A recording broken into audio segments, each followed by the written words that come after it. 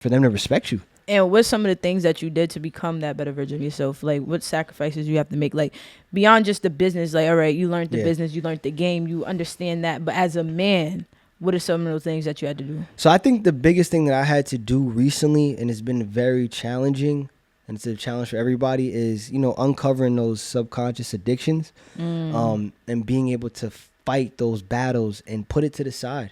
May not be forever, everyone, but maybe there is a time where you don't smoke every day, or maybe there's a time where you don't smoke, or you don't drink, or you don't, do a lot of outside activities with different people, and, put that to the side and really, like we like to say, lock in for the win, but truly go deep and figure out, is this really what you want?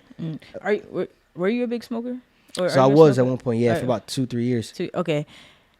Do you still smoke? Or? So I'm taking like a 4-month hiatus right now. Oh, I'm proud of you. Yeah, since December. So now it's March. Thank you. How has it been? How's that journey? And what made you put this spliff down? Because I feel like there's a lot of people who would be like, nah, like, you don't do anything to me. I'm still proactive, because you still running your business, right? Still proactive. But what made you feel like you should stop? So to be honest, again, I think it's to each his own, right? Like, again, some people I know, they smoke weed every day, and that's cool if that works for you. But if you're not hitting your numbers and you're not hitting your goals and you're not where you want to be at, even if you got a little bit of motion, to be honest, my mentor, he was like a crack addict at 28 years old. Wow. And he said he went sober, and that helped him a lot. And I really, like, even from a spiritual level, I wanted to see if my spirituality is real. Like, if it's real, then I should be able to have the power from it to be able to stop doing these things. If I can't, then maybe I should look into something else. So that's what really led me to letting it go. And I really just wanted to have clarity for a little bit, as a CEO, as an entrepreneur, to put it down. I know it's the craziest thing to think of, but just for a season, put it down. Put these subconscious addictions that you have down, because you'll always get calls from your friends telling you, man, Corey, I'm struggling with this. And we're all struggling with something behind closed doors, but man, I just can't let this thing go. It's holding me back. I know I should be, because what happens is life is, to me, I work in 4-year intervals. 12-month year as well is a big gem. That's a great book to read. It helps you kind of, are you familiar with that? 12-month year, yeah. Mm-hmm. So even in 4 years for my adults, young adults, like, you're entering your year 1, 2 now. I've done my first 4 years almost in May. Yeah. So it's like a high school or the Olympics or, college is 4 years of putting that process and craft in place. So, just looking at that very tapped in. So it's been very challenging for sure, but I have seen strides in my clarity and my focus, and the people that I'm aligning with are now like on the same journey as me. Not saying I'm perfect, not saying I'm clean, not saying you're not going to see me lit at homecoming, but there is a time, especially Q1, man, where you want to just be clean for a little bit. See if you can live a clean lifestyle for once in your life. That's a fact. And so what are you telling your mans at that time? I'm not sure if you smoke by yourself or like have a sight with your friends. Right, of course. I love it. Those are some best memories, man. Yeah, so you may want to stop, but your friends don't want to stop. So how does that work? Yeah, that's a very, it's hard because you think about it every day, especially when you get into a routine of smoking, drinking, whatever you're doing. So it's like a laugh, right? It's a joke. Okay, we'll see how long this lasts. Or all right, but it's like when you stop doing these things, it starts to become your new identity now. And I think like even with my employees that I had, a few of them just was like addicts. So they were not crack addicts, but they were addicted to these things that it was always holding them back. And when I saw that in them, I was like, ooh, I gotta stop that because I don't want that. But in terms of friends, like, It's hard. It's very challenging. I even get anxiety thinking about that moment where I have to say nah to someone I probably smoked with the last 10 years of my life. You're 26. So, but again, sometimes you just got to be strong in yourself and say nah. Like even at the club last night, I had a spliff in my hand. I was like, oh man, I'm glad you didn't do it. You didn't do it? No, I didn't do it. I was like, oh, I got it, right? I appreciate you, right? I had to drink all that, but I was like, you know what? Nah, because what's more important is locking in for the win, right? And having clarity right now. So, yeah, that is uncomfortable with friends. You, yeah, I appreciate it. I'm proud of you. Stop playing. You playing around too much.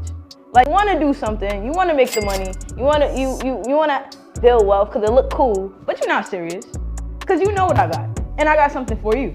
The Blueprint for Investing, Volume 1, created by me, Aaliyah Duah. It gives you a step-by-step guide on how to get started investing in the stock market. See, if you want to really build wealth, you got to put your money into things that's going to work for you, right? Because the job money cool, but you want to make the money work too, right? So it's going to give you a step-by-step guide, investing tools, the apps to use, everything. And the best part is, I know you don't like to read, so I only made it 28 pages. That's it, right? 28 pages, and you getting yourself some wealth of knowledge. So make sure y'all tune in, get your copy today, and go to financialrevolutionn.com. Let's get it, y'all. Back to the episode. Nah, cause I don't smoke. Like, I don't smoke. And I try to tell my peers, like, I don't really care if you smoke, but it's a moment when it is a distraction, right? It's your thing, and it only gets worse the more you keep doing it. Right? So when you decided to do your 4-month journey, was it like a New Year goal or something like that? Or was it like cold turkey, you just stopped? Like, was it, So it was definitely years of trying to stop. And then what happened was the richest man, I would like to say the richest black man in Richmond, he's a developer. He actually owns like the Croker Spot buildings and owns like developments. And he said, Corey, he was like 62 years old. He's from Queens, New York. And he was like, Corey, I'm going to tell you one thing before you leave this office. When I was done working with him, he's like, dude, one thing I can tell you is, Corey, do not be a pothead, bro, because you're going to really need your mind in this business and in life. And I'm going to let you know, all my friends that smoked the last 40, 50 years, they're just a little off, bro. I'm going to be honest with you. They're just a little off. So if I could tell you anything, you may just want to chill on it for a little bit and see where it leads you. And then my other mentor was like, Corey, bro, just go cold turkey for 12 months and tell me where you're at the end of 12 months, period. If you really want this $1 million lifestyle, you want to be a 7-figure entrepreneur, like legitimately, the IRS knows that you're making 7 figures a year, give it up for a year and see where you're at. When I heard those two things, I was like, okay. And you probably wouldn't even want it after a minute. Right. Right. So you might, wow. Maybe you're right. You hope that one day deep down, but you'll grow to that for sure. Yeah. And even as a man in a relationship with a woman as well, like if you smoke a lot, you're probably going to attract women that smoke a lot too. So I don't really like my partner to smoke a lot like that. So I would want to start attracting people like myself, or even working environments. You're going to attract a lot of employees that smoke a lot of weed because you smoke a lot of weed. Yeah. But if that's your profession, cool. But if not, you want to break free of a lot of these things that are holding you down. It's just a lot of baggage. And it does take your time. I mean, it may not, like, to chill on a Saturday. Oh, I need to get out of this reality for an hour or two. For what? You should make your reality so lit that you love it so much that what do I need to go to Cloud 9 for right now? That's a fact. I'm standing on everything that's coming to me. I'm changing my perspective on it. I'm looking at it differently. Deals are always working out for me.